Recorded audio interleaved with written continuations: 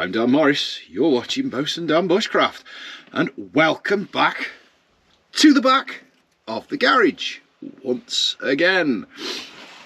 Vitamin, herbal tea, lemon and ginger. I have a small but irritating cold. Well guys,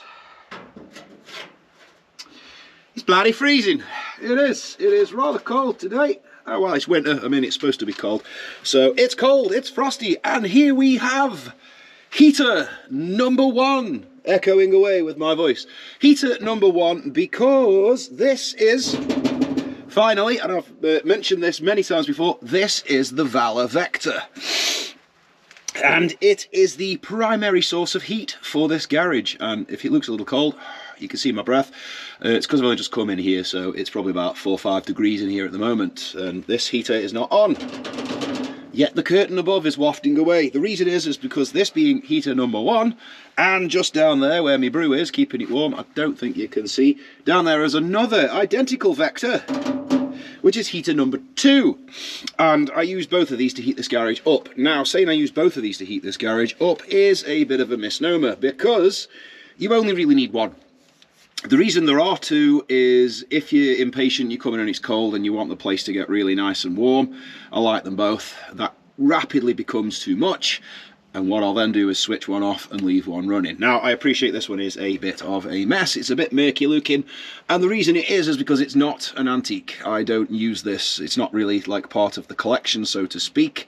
As a collection, this one is the one that's used day in, day out, every single day almost. So it is in the state that it is in, and it is actually, this particular Vector was given to me by a friend who got an allotment, and out of his allotment shed came this. He didn't want it, so he handed it to me. Marvellous little things they are. Even though they are ugly, they do look a bit like a 1960s block of flats. I get it, they're not the most attractive looking things. Doesn't matter, they don't need to be. Now, this one wants a bit of a tickle and a bit of a basic service anyway, because I done something with it that you're really not supposed to do, and that is forgot to put it out and let it run until it ran out of fuel. Silly me. So the wick wants a little bit of a bit of attention. Now then, just to touch briefly on, ta-da! Just to touch briefly back on the silly plant pot heater, which, rather baffling and annoying, has become my most viewed video of all time. Go figure. This is built in 2 parts, and I can't wait to get rid of the back part because the echo's driving me nuts. But the first part being that. Yes, that's probably how I've managed to let it run out of fuel. The fuel gauge is stuck telling me that it's got fuel in it, whereas it clearly doesn't. I'll have a look at that later on. But as you can see, this is in 2 parts. What we've got is the actual heating unit itself there, which is basically just the fuel tank and the burner, and at the back we've got the heat box itself. That's what distributes all that heat around, which, again, for those that have no faith in the plant pot heater, I have tested all of this. I didn't film it because I don't think I was YouTubing at the time, but I tested it, and this bit, the actual burner system on its own, doesn't work anywhere near as good on its own as it does when it's in its proper little box there. There you go. There's your candles versus your candles with the plant pot. Candles, plant pot. Candles, plant pot. Candles, we get it. We get it. We all get it. We must have got it now. I've done enough videos proving it. We've got that. So this is your actual heat box that forces it to draw the air. Now, these things are quite clever in the sense of, let me just get rid of this big massive echoey metal box. If I can do it without putting a great big scratch down the side of Matilda. Get down there. Get out of my way. Oh, this thing, very clever, and the way that it works with that lovely heat box down there is, if you can see, I'll just pop him out the way, if you can see that there is a hole straight through there, Luke, straight up to the burner. So what it's doing, This is clever for two reasons. Firstly, what it's doing is it's sucking air from the very, very, very bottom of the room, where it's the coldest, yeah, where it's the absolute coldest that the air can be. And it's sending it directly into the wick and into the burners. Now, that is clever. Firstly, because, as I hope we all know, cold air holds more oxygen, burns more efficiently. That's one benefit of it. Also, with the way that that metal box system turns the air in the room, it's drawing it from the floor and blowing it out of the front to spin all the air in the room, and that is what makes it so much more efficient. I've got another type of heater I'll show you at some point that works best when it has a heat fan on the top to distribute it. It's a very hot burning heater, but it works better with the fan. Now this jobby, because I have left it unfortunately burning and burnt the wick out, well, for a start it wants a damn good clean because it's dusty as hell. But it also wants the wick cleaning up, might even want trimming. Very simple things to do. Go. Okay, so the very basics of the basics is really, first of all, let's just give it a good sweep off, get all this dust and spider web off it. Now, dust and spider web might not seem like a huge problem. To be fair, it really isn't, unless you've spilt fuel on it.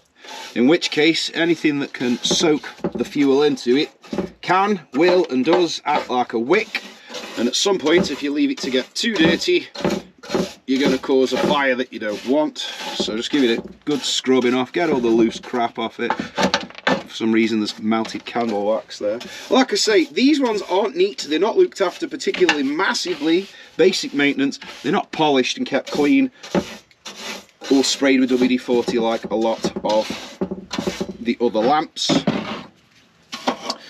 Now with these things, pretty much all of your wick-based or cylindrical wick-based paraffin heaters, anything that's got a round wick, and the Vectors use a 40mm wick like most of the Valor appliances.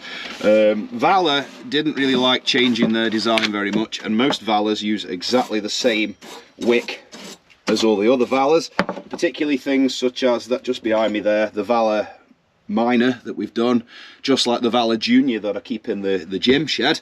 They use the same 40mm wick as well. In fact, there's a box up there with a brand new Valor wick in it, and you want to see the list of heaters and appliances it goes in, it's massive. They use the same wick for everything.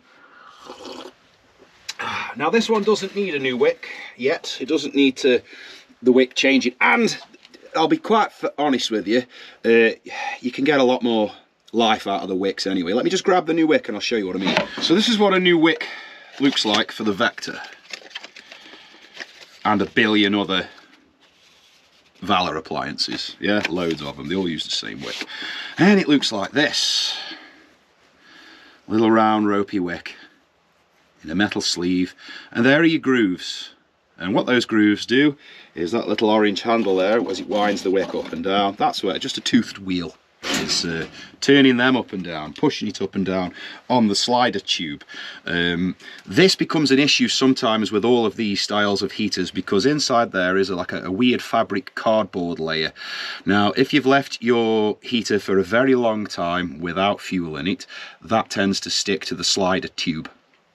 And like one that we've got inside, you might find then that you need to take your wick off, strip it all down, get some wire wool with some spirit or ethyl alcohol, anything like that, and give it a bloody good scrubbing down to make it slippy and slidey again. That's the number one cause of this not working, is where that grips onto the actual slider pipe.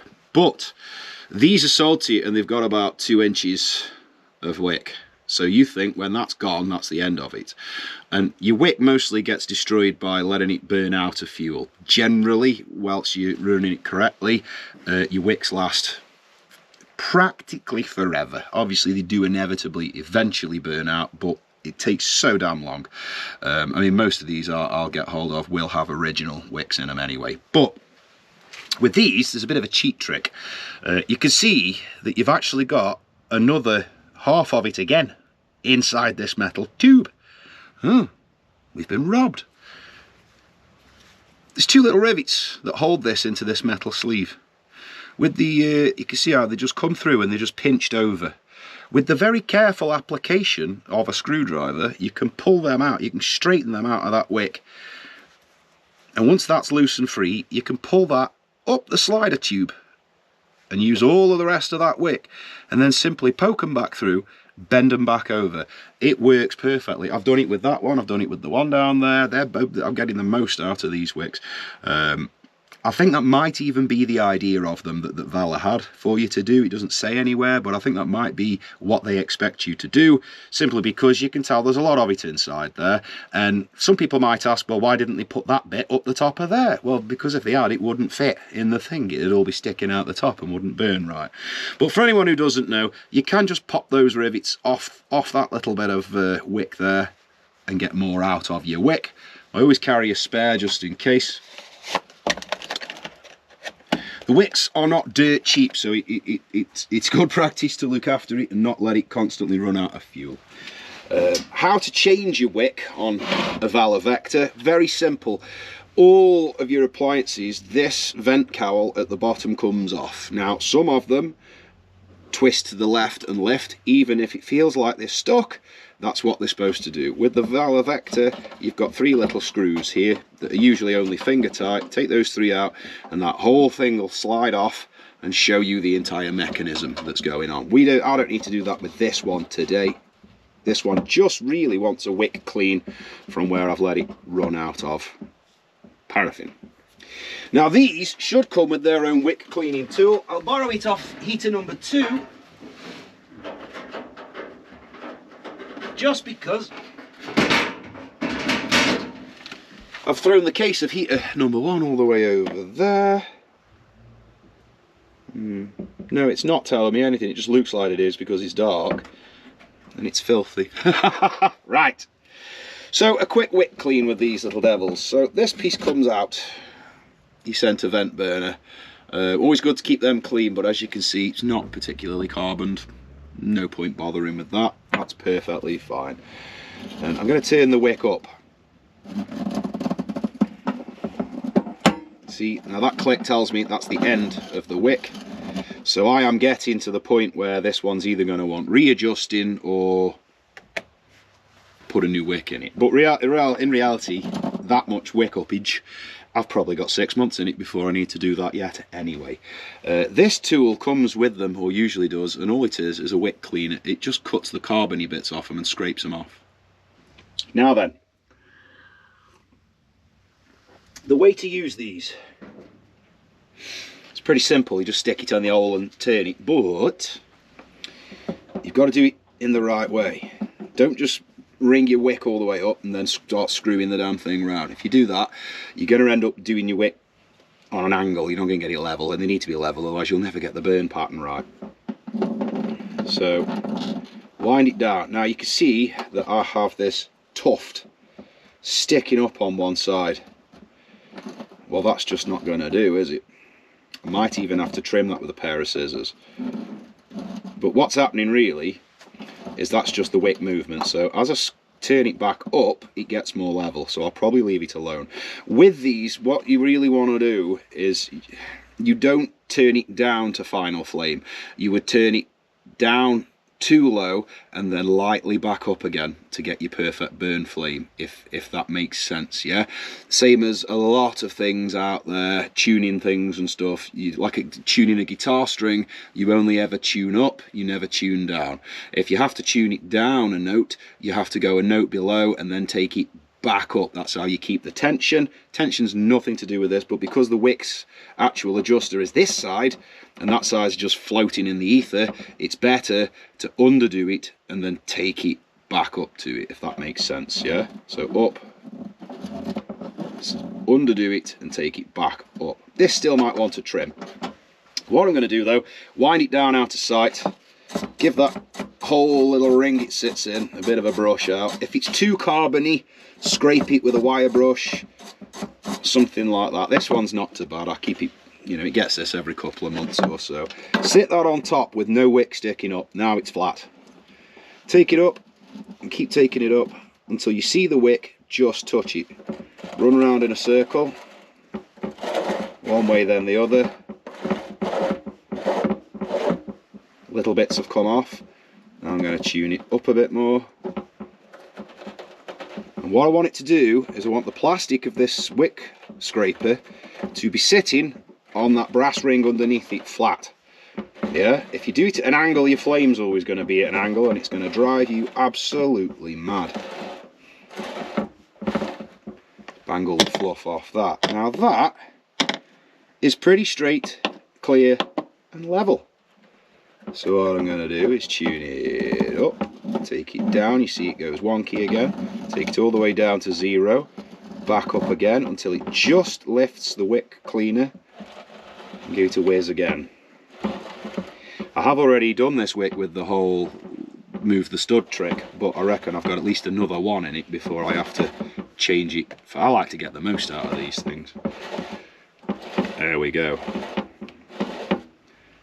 That now is pretty flat and pretty nice. That's decent enough. It's not perfect, but it's decent enough. So I know that I'll get the whole thing in good blue flame.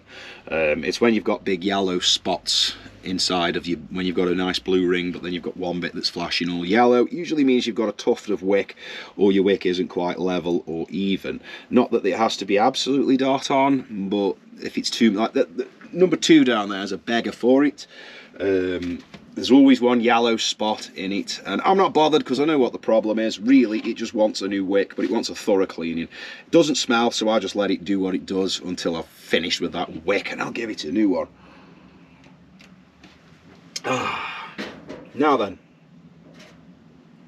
I hate ginger as a spice in every way, with exception to tea. I don't know why. It's just one of them bosun down weirdnesses. Now, keeping it in the line of a real simple clean, check your pipe, make sure spiders haven't been making nests down there and slowing your airflow, which they haven't. It's nice and clean. That means that's going to work, and that's jolly good. And this little devil is ready for fuel. Once it's centre ring, put him back in. Wind your wick out of the way completely. Get it out of the way before you put this back in. If you trap a bit of fluff under this damn thing, not only will it damage the wick, create a nuisance, stop it moving, but it's an absolute pig to get it back out of all the little faffy bits down there. You don't want to do that. Poke him back in, give it a turn to make sure you have located it right, and pop him down as low as he goes where it belongs. This little beggar is now ready for fuel.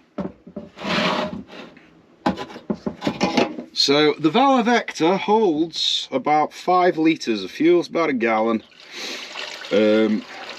Quick tip for your ear, you can fuel it while it's burning, but tip it in really slowly. Yeah, not like I've just glugged it in. If you've got it running at the time, pour it in very slowly. If you don't, it makes your flame flick and flash, and it smells bad. I don't know why, it's just how they behave.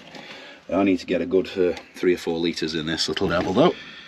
It's getting a bit cramped down here. Are we at the right angle? No, we've drifted over there. Marvellous. Quite awkward. Especially with the bigger heater.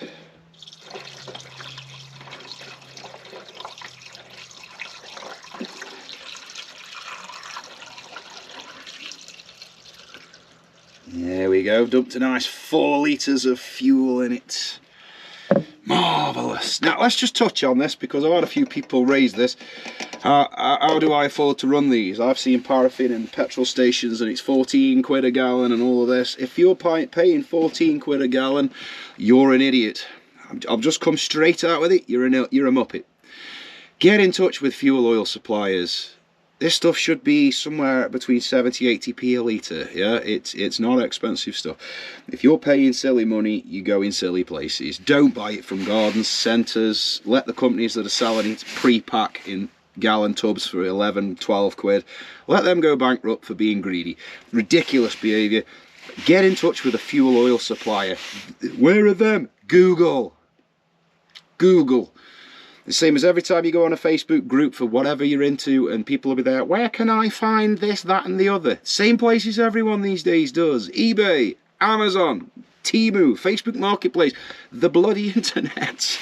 Come on, wake up. But it infuriates me with these. Well, where do I get them from? The same place we find everything, Pinky. Internet. So, get on there, Google fuel oil suppliers, you will find it at a reasonable price. If you want to buy it in a big enough quantity, they'll deliver it to you as well. I'm not going to tell you where I go. I don't want you all flooding there, getting in my way, but there are fuel oil supply depots all over the place. There are lots of places out there in the sticks still, especially in the UK, where we've got loads of little towns and villages where they haven't got, still to this day don't have gas mains or anything like that, and they rely on this sort of stuff, fuel oils and heavy oils and all of that sort of business. Some places still rely on what they call super heavy oil, which is the stuff they run big ships on. Sets like gelatine. When it cools down, you have to dig it out with spades and heat it up to get it to be of any use. We don't need any of that though. We're just on good old-fashioned kerosene today. But please, don't let yourself get ripped off for fuel, guys. You should not be paying £15 odd for a gallon of kerosene. Even if they've labelled it up as grade A paraffin, as a heating oil, it makes no difference whatsoever. There we are, I've dumped a good 3 or 4 litres of fuel in this puppy. Beautiful. Now, it will run perfectly fine outside of its box, but it's not as efficient. Won't turn the air. Interesting feature with the Vectors. Your chimney has a safety catch, a safety device on it, so that if you bump it or knock it over, it closes that little thing. A little flap shuts down and puts it out so as it can't cause a fire. Which is quite clever if you've got kids running around or crazy dogs, or you might have an insane cat, whatever is running around. You've got that there to do that. I don't have any of that option, any of those sort of problems. I find that thing to be an absolute nuisance. So what I do is open it, get it to lock in place, take a set of nail clippers or anything that fits, and jam the damn thing, so now it can't do its safety trick. I'm not advising you to do this. It's up to you. I don't want anybody saying my house caught fire because I did your trick. That's your problem. Don't blame me. But assuming you're going to be with the heater, and you know, the very sensitive is the problem. This is quite an old valor Vector. That thing is stupid sensitive. I don't bother doing this on the one right at the back down there because you'd have to kick the thing to get it to go off. This one, you've only got to look at it wrong and it just goes clink and goes off. Now, we're ready to light the little blighter. I know, it's very exciting stuff, isn't it? Bosun Dan always is.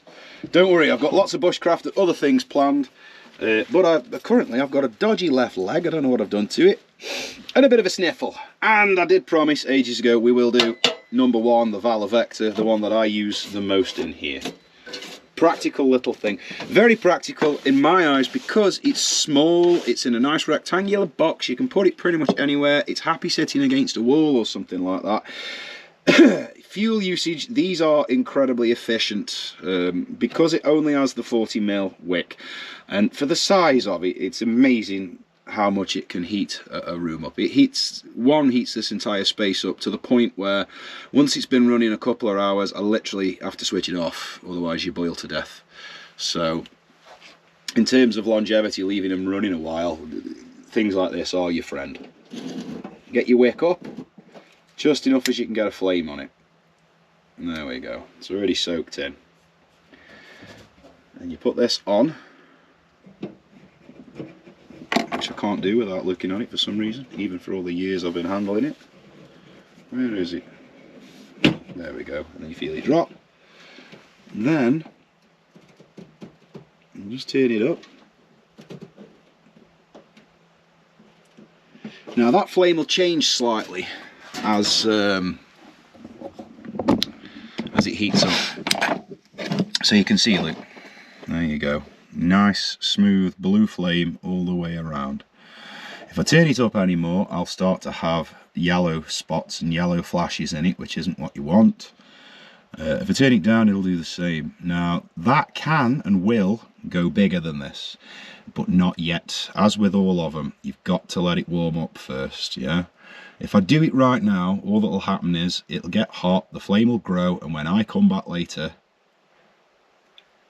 it will be absolutely roaring, possibly smoking, and just generally being a bit of a nuisance. And we don't want that. So what I'm going to do, let her warm up. Well, what I'm actually going to do is put it out and put it back in its box. Now, don't think that is an excellent way of extinguishing it because you can't be bothered. It isn't.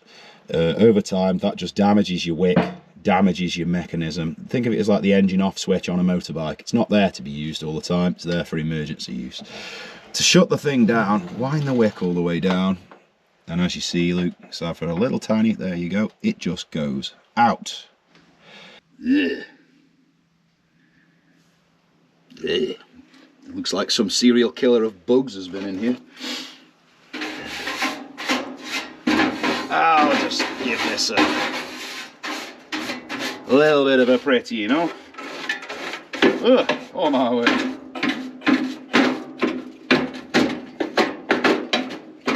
So many dead things.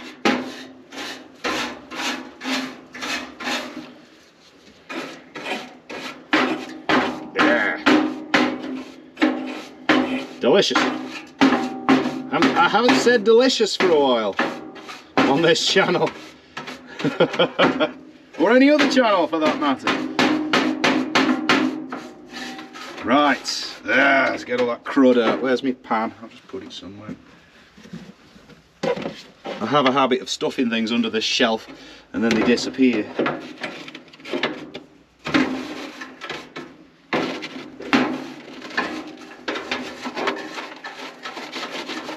We'll just clean up that spider and woodlouse massacre that seems to have happened in here. Well, I say spider massacre, let's be honest. You find dead spiders everywhere, and 90% of the time they're not actually dead spiders. It's actually where the spiders shed, because obviously that's what they do, isn't it? They've got external skeletons, they shed, and they just leave the shell behind. So it's not actually a dead spider, it's just doing its thing. I don't dislike spiders, except for when they crawl on my face in the night time when I'm camping. Right. So just while we're looking inside this box, let's stick this light back on so you can see nice and clear. Just while we're looking inside this box, that there is your wick cleaner, your little wick scraper, yeah, that I showed you earlier. It just hangs there. Depending on where you've purchased from, you may or may not have yours in there. You can buy them. You can buy them online. Valor still exists and sells and makes things. You can get those. And if you haven't got one, I do recommend it. It isn't a gimmick. It makes it so much easier to clean your wick, but more importantly, it makes it easier to get your wick flat. Yeah. If you're good at all of this stuff, you could use a little teeny pair of scissors and get it dot on as well. If you're not so good at this sort of stuff, you'll want that. Just so you know. Into its magic box, it's got its little locators in there to make it easier. Take the chimney off it. That's already cooled down.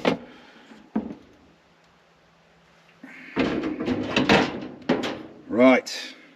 Now for the Valor Vector fun nerd fact.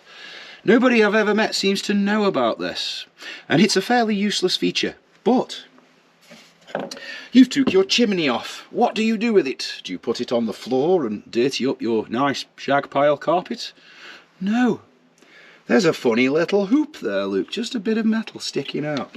And what does that do? I hear you shout in proud and happy voices. Well, there's actually a little lip up there, and it just hangs on there while you're faffing with it.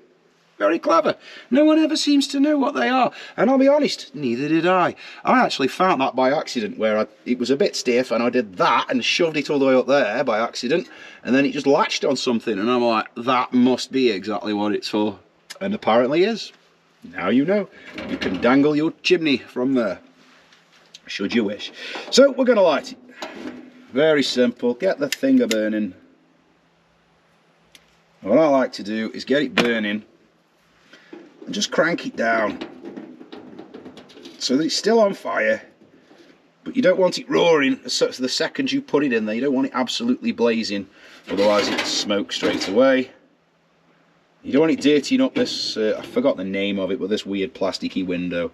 That stuff is bizarrely expensive, that heat-proof plastic window. So now we've just got a flicker of yellow flame in there, and turn that up just until it all goes blue. Now, I can turn that up a heck of a lot more for more heat, obviously, but you don't want to do that until it's all hot. I keep reinforcing this with everybody, with all of these appliances. Do not just light it and then go for full power straight away. It will smoke everything out. When you'll come back to it, all the metal will have heated up, it'll have got more efficient, it'll be burning the paraffin a lot better, and by the time you get back to it, it will be smoking everywhere and making a right mess of everything. So really what you want to do is give it a good 5 or 10 minutes there.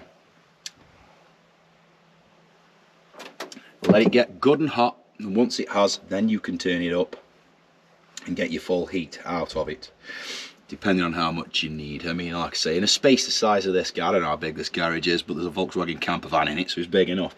But this thing will heat the whole place up. You can go up to about 30 degrees if you want. I always end up having to crank it right down, right down, right down. How low or high can you run it? As low or high as you can get away with, as long as the flame is always blue. If you've cranked it down too low, the flame goes yellow, it'll smell. If you crank it down up too high, you'll get spikes of yellow in the flame, it'll smell. So your play range is anywhere that the whole flame is burning blue, which it is now. It's a perfect happy little flame. If anything, it just wants turning up a bit to make it even more cheerful. I'll just pop you off the stand a second, folks. So if I just, there we go. You can see the whole flame is blue. Slight tickle more yellowish right at the very back there. And if I just crank her up a little bit more, there we are, look. See? Marvellous. Now, bizarrely, that is quite a lot of flame for a 40mm wick. They're only tiny little things, but you get so much heat out of them. And I'll just pop you back in there. There you go. You get so much heat out of them. You can feel it coming across out of the whole top of there, like a proper little radiator. Delightful. I know, yes, it is not the most attractive of appliances. You get the feeling,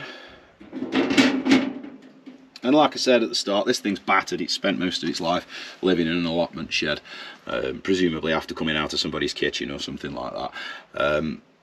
You get the feeling Valor kind of wanted to make something a bit less traditional, and they wanted to go with something a bit more modern looking, which, as we know, modern looking mostly means boring. And that's what this is. It's boring looking. It's an innocuous thing. It's not designed to stand out. It's designed to be practically invisible against a wall or somewhere and do what it does: heat, which it does very well. And as unattractive as some people may find them, when you're cold, they become a lot more attractive looking, I can tell you that. It could be cleaned up and painted. I can't be bothered, I don't need to. I just use it as an actual heater. The one bizarrely down there is in much nicer condition. But I could clean it up and all that, but it's my garage heater, it doesn't need to. And it's a perfectly functioning heater. So she is what she is. And a really good thing about these heaters is you can boil a kettle on them. I've got a whistly kettle down here, well sooted up and ugly. Fill that with water and balance it just over the centre point there. And what it'll do is, over time, it doesn't take too long, to be honest with you. You're probably looking about 20 minutes. And that kettle will be warm enough to make a brew with. It'll never whistle. though. It will never get it hot enough that it generates steam enough to make it whistle and scream. I've said before with these kettles, the problem is you have to take it well over boiling point to generate enough steam to make them whistle. So just because it isn't whistling or it's not going to whistle, that doesn't mean that it's not boiling or it's not hot enough to get what you want to get out of it, because it will be. But that's it. There is heater number 1, the Valor Vector. Simple, attractive little, well, it's attractive to me. I've already said to a lot of people it's ugly.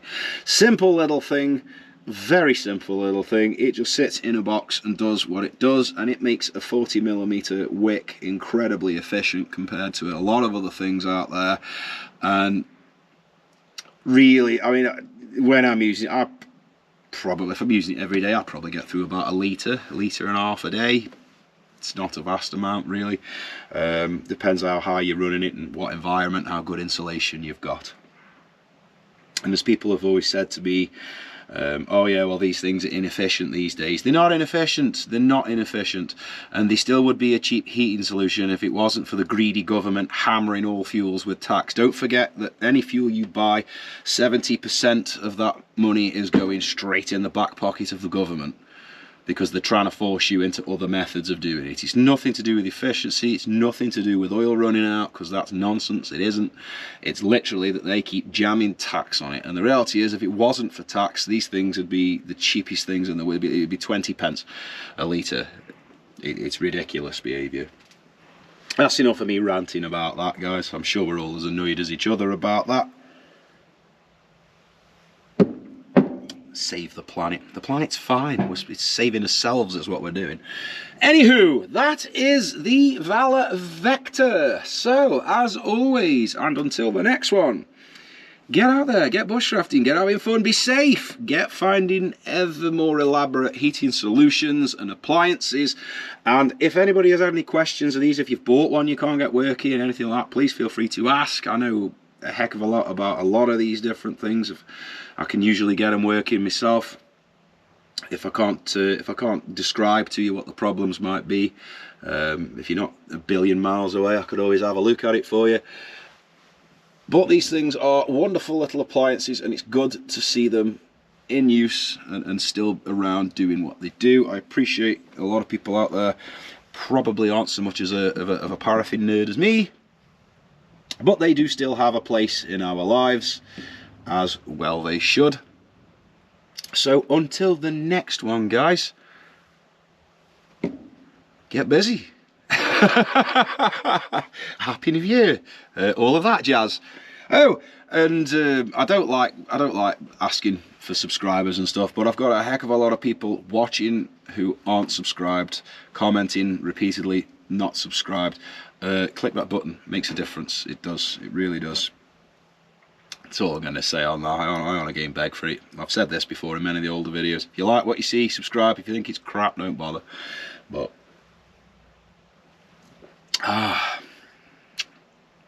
yeah. Why is it when you get to the bottom of a fruity tea, it starts to taste worse?